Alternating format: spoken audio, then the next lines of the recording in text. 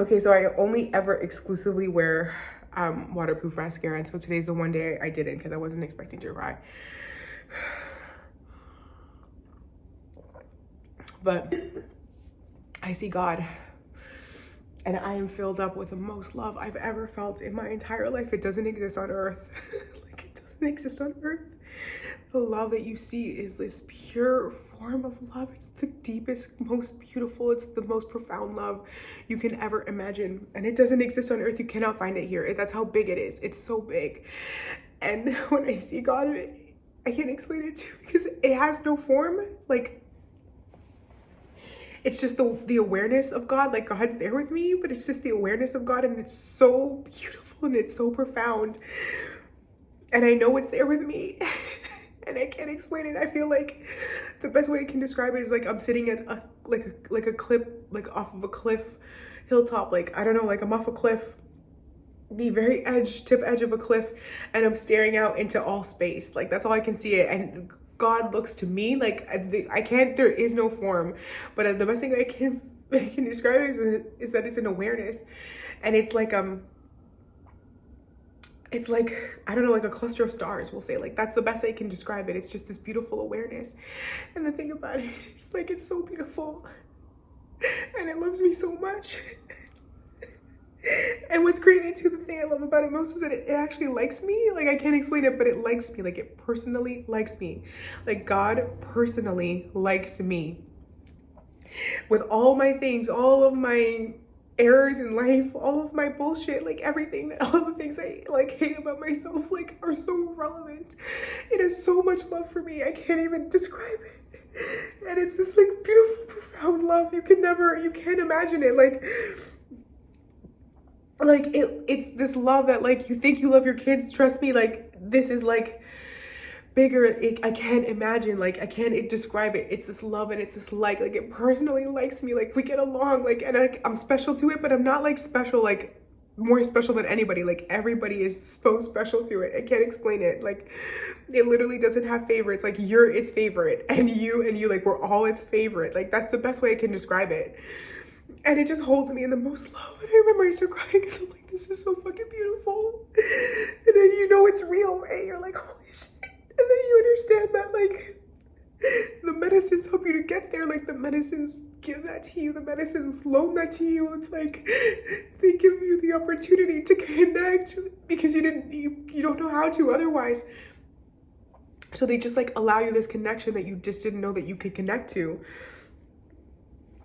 And anyway, it was so beautiful. It's the most beautiful thing, the most profound love I've ever experienced. There's nothing like it. There's nothing like it.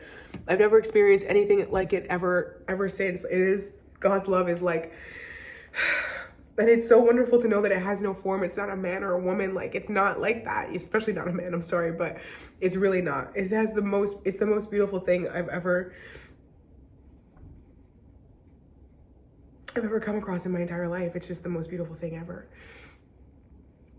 And so anyway, maybe I'll just like leave it there. Because basically what happens is they try to show me more, but my mind just takes over again. The mind is such a tricky fucking trickster, man.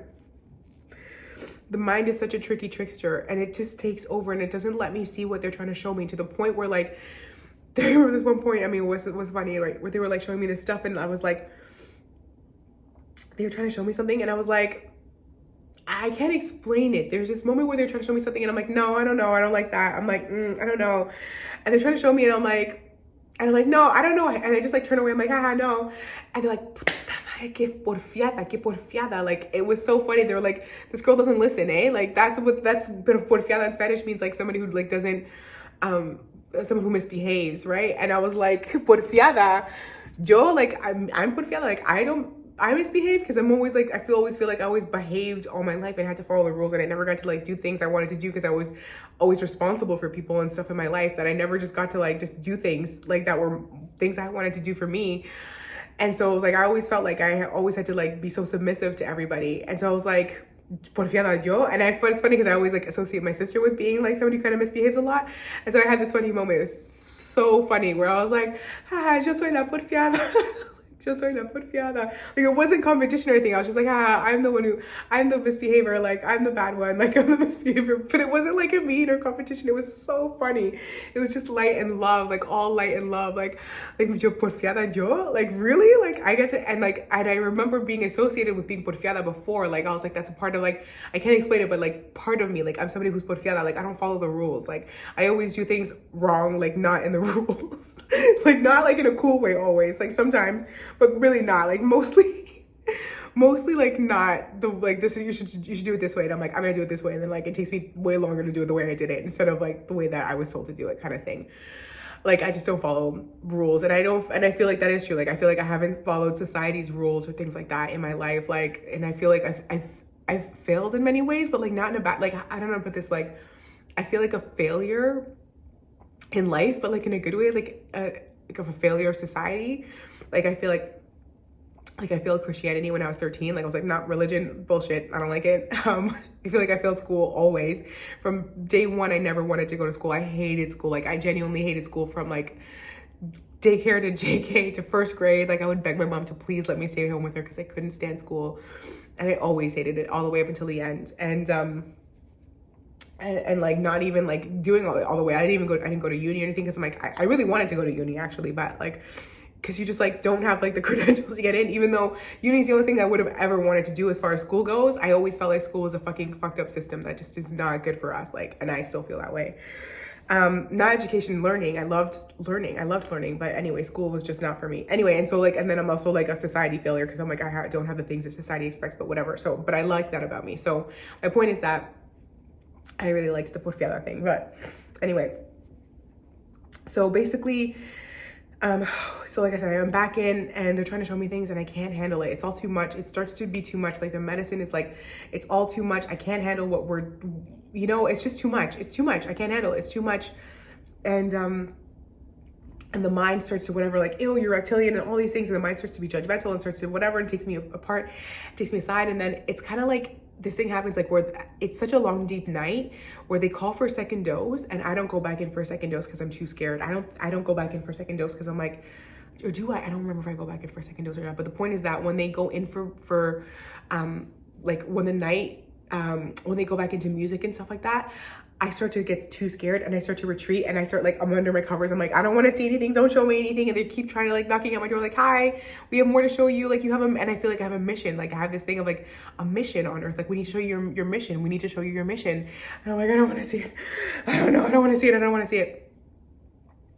And that's basically the night. I spend the rest of the night cowering away from the medicine and my guides and everybody. And my guides feel like a very feminine team. I can't explain it, but it feels like I have like a stronghold of women. I can't explain it, but it's all girls. Like, I'm sure that's not true because we come here like lifetime after lifetime. We interact with all kinds of like beings all, you know, across the galaxies. Like, you know, we have ancestry everywhere. And so the way I see it is, you know, I could have all kinds of people, like all kinds of beings on my side, but for some reason, my spirit team feels, even to this day, very, very feminine. And I'll talk about this, but I had an accidental mediumship reading, like a medium. We had this, you know, cool meeting that my friend facilitates, and there was a medium on, and she said like, you have somebody coming here for you, and I'm coming through for you. I'm like, I don't know anybody who's passed. So like, it was really cool. I'll do another video on that. But my point is that I was basically too scared to go in, and I had this, that I had a very big like feminine heavy spirit team guiding me and protecting me for sure. Like, again, feels like all girls, but I was too afraid to keep going in, and I basically spent the rest of like night 3 hiding. But at the very least, I remember seeing a past life. I remember knowing, like, not just remembering choosing, but like knowing I chose to come to Earth, knowing reincarnation is real. Like, I start to have all, like, everything starts to be like, oh my gosh, there's so much more happening here. Knowing that there's aliens, like knowing that there are. This is not just like, oh yeah, I wonder what those things are on Easter Island and what the Nazca lines are. I'm like, oh my gosh, no, these are left behind for us as reminders of what is out there in the universe, and like for us not to forget. Like, they're just literally, they're tokens of reminders for us not to forget that there's other life out there, among other things. So that's basically my night. I'm too afraid. And then at the end of the night, I want to catch Dylan before he goes. Cause I'm basically, it's a long night. They're singing for like what feels like hours and hours and hours. And I'm just like, please let it be over.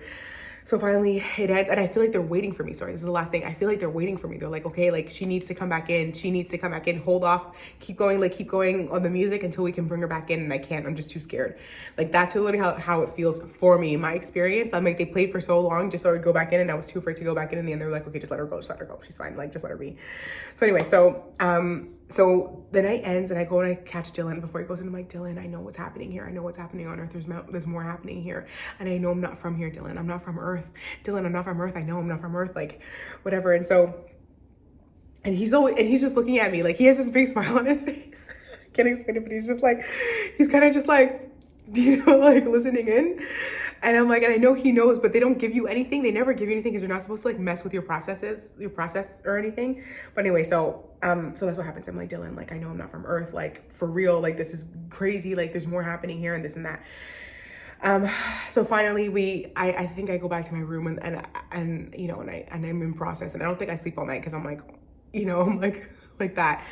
And anyway, I think I'll leave it there because, yeah, it's just like that in of itself is enough. So anyway, so that's my ayahuasca night 3 story. I'm sorry I cried so much. If you do want to follow me on other socials, like I'm still at La Vida Flaneuse, like the one that you see on the YouTube thingy.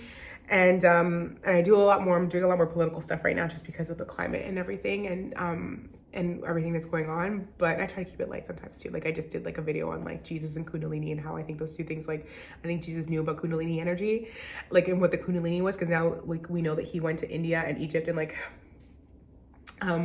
and Nepal and like studied with the Hindus and the gurus and stuff, like that he would know about Kundalini energy because the Kundalini is like just as old as the Hindus, baby, if not older. It's like, you know what I mean? It's like thousands and thousands of years old before Jesus was even walked Earth, right? And so it would make sense that he would know about Kundalini. And then my video is basically like, is it possible that upon his return to like Palestine, that he would talk about Kundalini, this like divine feminine energy, snake energy in the form of a coil up snake at the base of your spine, and all the energy it brings, this goddess energy, and how it leads to spiritual awakening, like how it is the signal for spiritual awakening and spiritual rebirth, and how is it a coincidence that if he did talk about these things, that the men who put the Bible together at the Council of Nicaea would have made in the very first book of Genesis, the woman Eve, who gets tempted by the snake and like to make those kinds of things, like to make that a bad omen on purpose. I'm just putting it out there. That was just a theory of mine. And how like, but every other beautiful like culture on earth, like really like snakes are a good omen. They're like a really good symbol of like rebirth and awakening and things like that. Anyway, so that was like one of the videos I just like posted today. But so if you want to follow me on anything else, but I'll leave it here for now. I'm gonna try and record part 2, and then I'll do it in Spanish, and yeah, and follow along for more, because yeah, ayahuasca was just the catalyst to other experiences that I've had ever since, including the other night, actually, after I had that medium read me or whatever. Like I had a guide come through, a female, like a woman guide come through, and I had this wild night that night. So anyway, so that's it. I hope you enjoyed this, and there's like much more to come, so stick around.